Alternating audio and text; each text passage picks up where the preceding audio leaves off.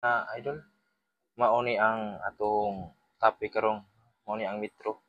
May duha ka klaseng pangalan sa metro.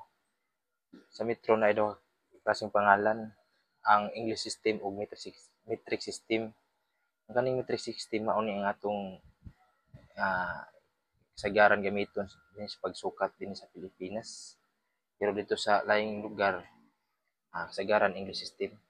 Ay pakita nako ninyo ang English system o asa ang metric system. Mao ni mga ka-idol. Kaning taas mao ni ang English system, kaning English system. Kaning ubos mao ni ang metric system. Kani metric system, kani may English system. O mao ra na mga ka-idol ang akong sunod nga video nga akong ipakuan ninyo ang unsay soda ning mga English system ug kaning unsa ni ang metric system.